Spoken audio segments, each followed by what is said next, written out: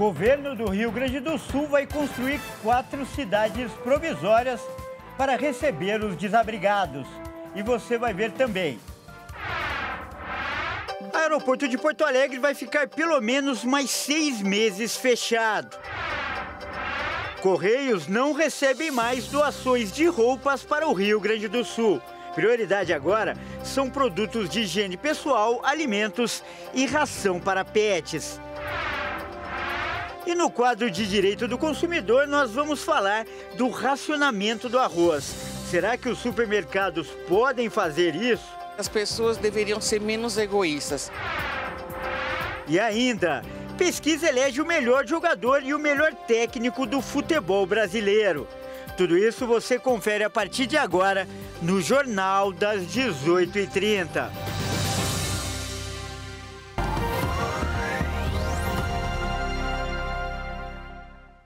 Olá, seja muito bem-vindo. Nós estamos ao vivo, são 18 horas e 33 minutos pelo horário de Brasília. Eu sou o Kleber Werneck e a partir de agora você acompanha comigo as notícias do Brasil e do mundo desta quinta-feira.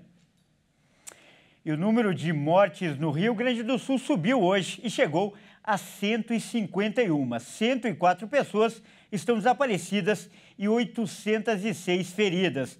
A cidade de Canoas é um dos locais onde a situação é mais crítica. A estimativa da prefeitura local é de que 70 mil casas ainda estão submersas no município. A estimativa da prefeitura de Canoas é que metade da cidade foi invadida pelas águas e que 2/3 dos habitantes tiveram que sair de casa. Canoas tem uma população de 347 mil habitantes e cerca de 153 mil moradores tiveram que sair de casa às pressas. 70 mil casas ainda estão debaixo da água. 19 mil pessoas foram para abrigos e 80 mil estão em casas de parentes e amigos. Canoas é um dos 460 municípios gaúchos atingidos pelas enchentes. Um levantamento feito pela Federação das Indústrias do Estado do Rio Grande do Sul mostra que, até o último dia, 13,9 a cada 10 indústrias do estado estão em cidades atingidas por chuvas e alagamentos. A boa notícia nesta quinta-feira foi que o nível do Guaíba, em Porto Alegre, voltou a ficar abaixo de 5 metros pela primeira vez nesta semana, e alguns moradores puderam voltar para casa. Mas, por outro lado, o nível da Lagoa dos Patos, a maior da América do Sul, subiu 30 centímetros em 48 horas. A água avança e inunda algumas cidades do sul do estado gaúcho. Somente em Pelotas, mais de 2.000 pessoas precisaram sair de casa, pois estavam em áreas de risco. A previsão do INMET é que chuvas fortes e rajadas de ventos voltem a atingir o Rio Grande do Sul a partir desta quinta-feira. E o governo do Rio Grande do Sul já deu início ao plano de construção de 4 cidades provisórias em Porto Alegre, Canoas, que a gente acabou de ver, São Leopoldo e Guaíba.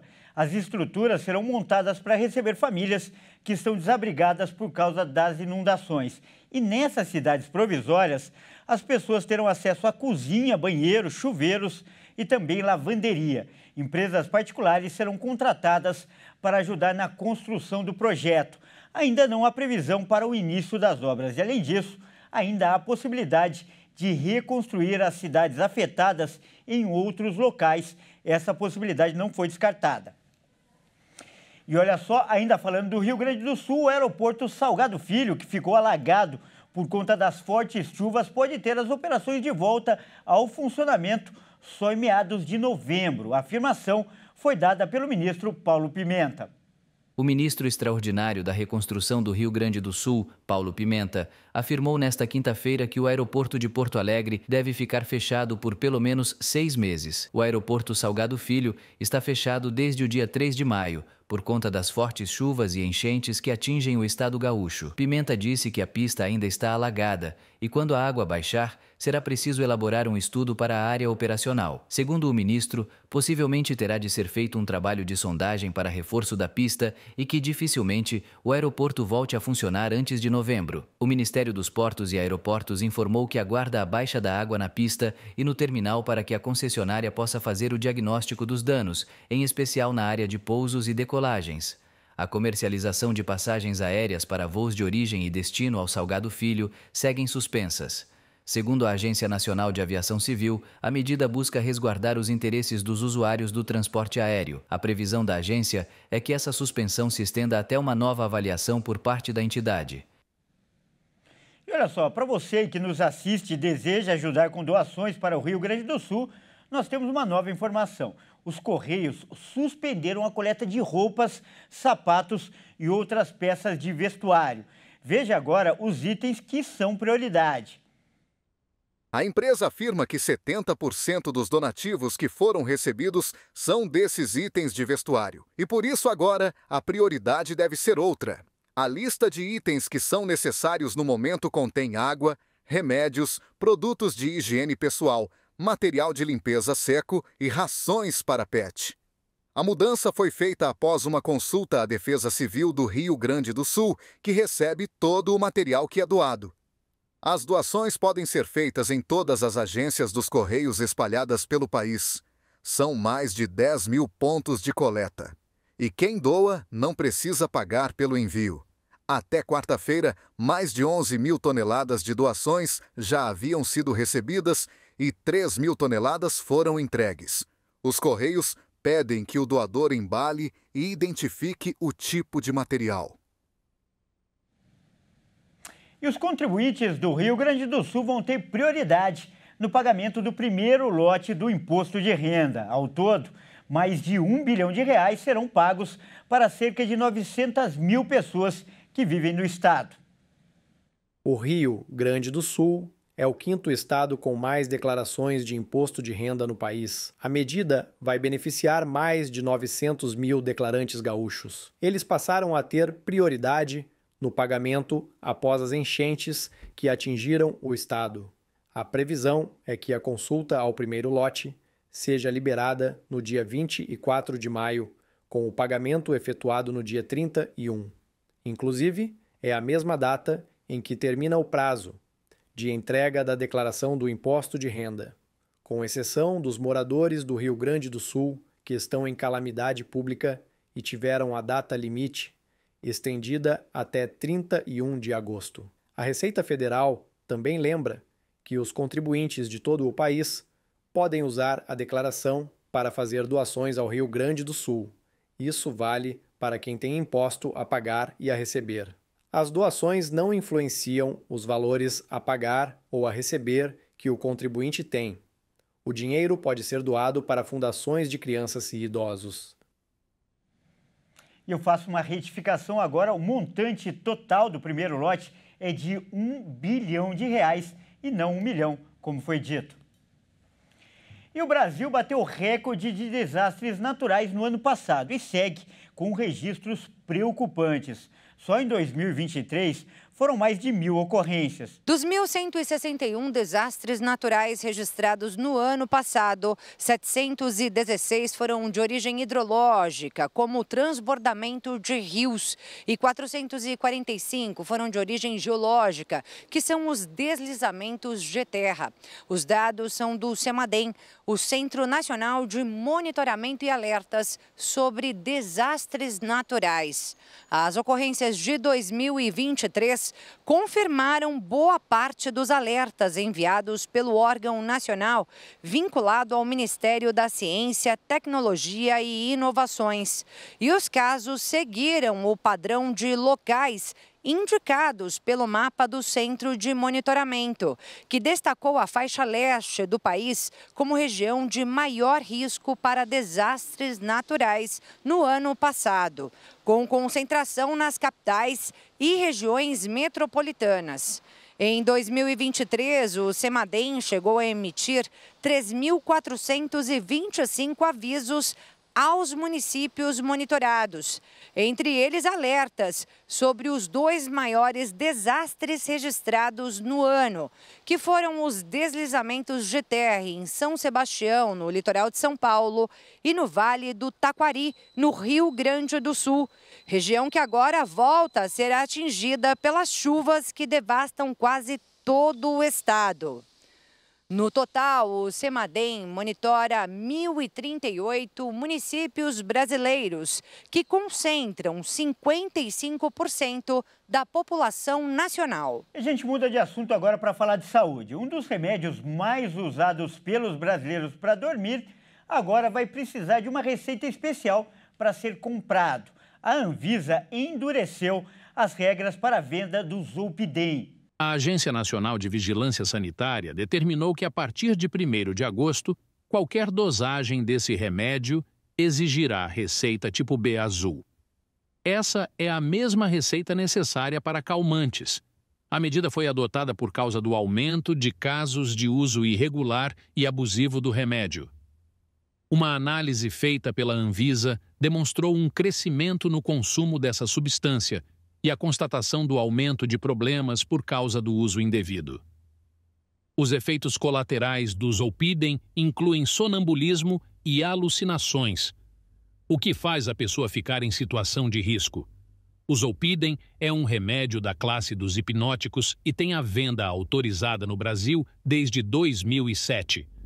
Em 2021, foram vendidas mais de 19 milhões de caixas no país. E veja a seguir, no quadro de Direito do Consumidor, nós vamos falar do racionamento do arroz.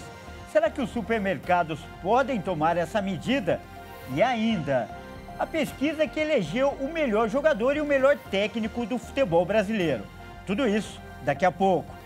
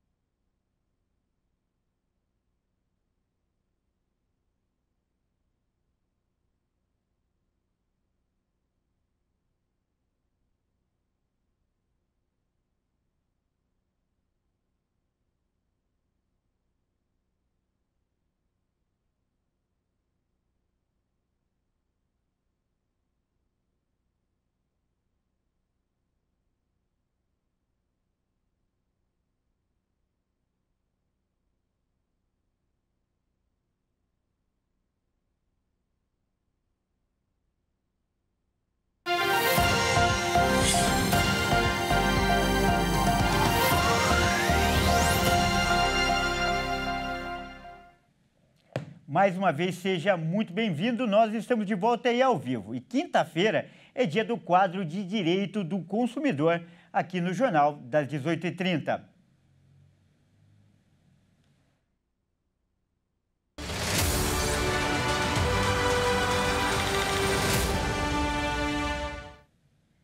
E os temporais no sul do Brasil impactaram também a vida do consumidor em todo o país. Isso porque mercados de vários estados passaram a racionar a venda de alguns produtos, principalmente do arroz. O receio é que o alimento falte nas prateleiras e essa limitação tem sido motivo de muita polêmica. A justificativa dos comerciantes para limitar a venda do produto é garantir a justiça social e evitar a alta dos preços. Isso porque, após as enchentes atingirem o Rio Grande do Sul, muitos consumidores correram para os supermercados para garantir o estoque do arroz. Mesmo com o governo e os produtores garantindo que não haveria problema de abastecimento. E para impedir que os consumidores que têm mais dinheiro possam comprar mais, a estratégia tem sido racionar a venda. Outra preocupação é que, com o aumento da procura, o preço aumente muito. Por isso, em muitos locais, cada cliente pode levar no máximo 2 pacotes grandes ou 10 quilos. E a verificação é feita pelo CPF da pessoa. Os supermercados, inclusive, fixaram avisos nas prateleiras. A medida foi adotada em pequenos estabelecimentos e também nas grandes redes. O medo do desabastecimento se dá porque o Rio Grande do Sul é responsável por 70% da produção nacional. E além das plantações terem sido alagadas, também há dificuldade para transportar o produto que já foi colhido e embalado. E essa medida dividiu opiniões entre os consumidores. Não é preciso, se a pessoa já tem em casa, né? E não, acho que não vai acabar, porque tem muita gente precisando, né, ainda. Acredito que possa ser que tenha a redução de preço sim, né, em questão ao Rio Grande do Sul, por ser, né, você ser humano, assim, vai ter uma reduçãozinha de preço, né, para ajudar o pessoal de lá. As pessoas deveriam ser menos egoístas. Já tivemos situações parecidas, né, de calamidade pública, como a Covid-19, e a primeira coisa que as pessoas fizeram foi correr para os supermercados e limpar as prateleiras. Eu acho que o preço sempre vai ser afetado, porque eu me lembro muito bem da alta do óleo de soja, como subiu o leite, e são, como que fala, alimentos de primeira necessidade, né? Alimento de primeira necessidade. Para falar mais sobre o assunto, nós vamos conversar com o doutor Leonardo Girundi, que vai comentar aí qual é o seu direito, que nos assiste. Boa noite, doutor. Mais uma vez, seja muito bem-vindo. É um grande prazer recebê-lo aqui no Jornal das 18h30. Boa noite, Kleber. Boa noite, nossos telespectadores. O privilégio e o prazer todo meu estar aqui mais uma vez. E, doutor, como a gente viu, o supermercado ou qualquer estabelecimento pode limitar a quantidade para a venda de um produto, especialmente quando se fala de alimento de primeira necessidade, como a gente viu aí na reportagem. Qual é o direito do comerciante e do consumidor?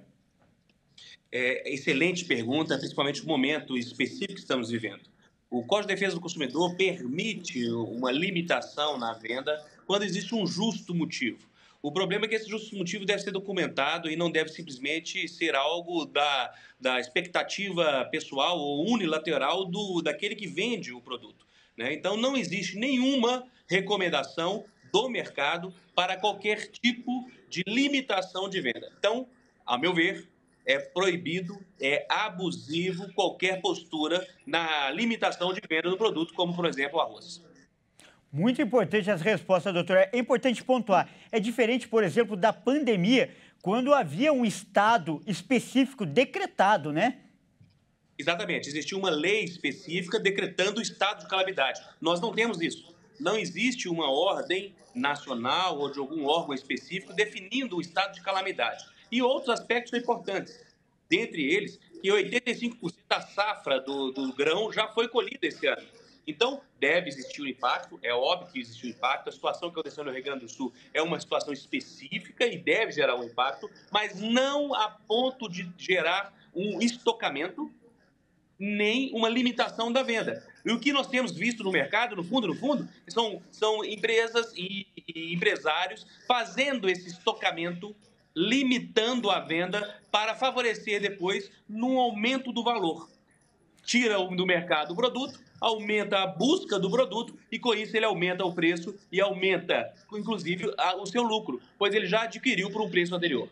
Muito valiosa essa dica. Então, quando o consumidor se deparar com um preço abusivo, o que ele deve fazer?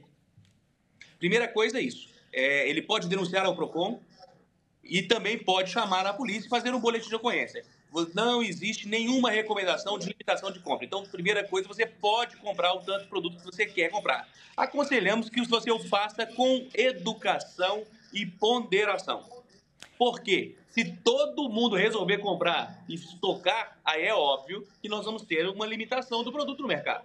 Então, não existe nenhuma recomendação, você não precisa ficar preocupado. Infelizmente, estamos vivendo um momento específico lá no Rio Grande do Sul e queremos declarar, inclusive, estender o nosso abraço à população da região, as nossas orações, condolências em relação a tudo que tem acontecido lá. Mas o restante do Brasil, você não precisa ficar preocupado. O Brasil é suficientemente produtor do produto, e você não vai ter escassez desse produto. Além disso, já existem outras medidas sendo tomadas pelo governo para diminuir essa situação de pressão sobre o produto. Tá certo, então. Nós acabamos de conversar com o doutor Leonardo Gerundi, que é especialista em defesa do consumidor. Toda quinta-feira ele está aqui no nosso jornal para ajudar você com algum que está com algum problema com produtos ou serviços. E você que nos assiste pode mandar uma mensagem pelo WhatsApp. O número é DDD 11 99224 7760. Doutor, mais uma vez, muito obrigado. E como eu sempre digo, sua orientação vai além da parte técnica. É sempre uma mensagem acima de tudo. Muito obrigado, querido. É sempre um privilégio estar aqui dividindo a bancada contigo. Aos nossos amigos e irmãos do Rio Grande do Sul, que a bênção de Deus seja sobre vocês e que haja paz. Grande abraço. E olha só, ontem, você que nos assiste deve lembrar, nós trouxemos aqui no Jornal das 18h30 o resultado de uma pesquisa sobre as maiores torcidas do Brasil. E o mesmo levantamento também perguntou para os entrevistados quem é o melhor jogador e o melhor técnico. Vamos conferir. A pesquisa foi feita com mais de 6 mil pessoas de 278 cidades diferentes. E os resultados foram os seguintes: 28% elegeram Abel Ferreira, do Palmeiras, como o melhor técnico do Brasil. O português vem seguido do técnico do Flamengo, Tite, com 18%. Em terceiro lugar está Renato Gaúcho, com 3%. E dividindo o quarto lugar estão Fernando Diniz, Rogério Ceni, Antônio Oliveira e Gabriel Milito, com 1% cada. Um número que se destaca aos que não sabem ou preferiram não responder, com 39%. E 2% dos entrevistados responderam que nenhum. No ano passado, Abel Ferreira já havia liderado a pesquisa com 26%, o que mostra um aumento de 2% em sua popularidade com os torcedores. Na mesma pesquisa, foi perguntado quem é o melhor jogador do futebol brasileiro. O atacante Endrick, do Palmeiras, liderou com 14%. Já o meia Arrascaeta, do Flamengo, foi opção para 11%. Na terceira colocação aparece Gabigol, também do Flamengo, com 6%. E em quarto lugar, o atacante Hulk, do Atlético Mineiro, com 4%. A opção outro foi escolhida por 22% dos entrevistados. Bom, é isso aí. O Jornal das 18h30 fica por aqui. Eu agradeço sua companhia e convido agora para acompanhar o SOS da Fé. Ótima noite e até amanhã.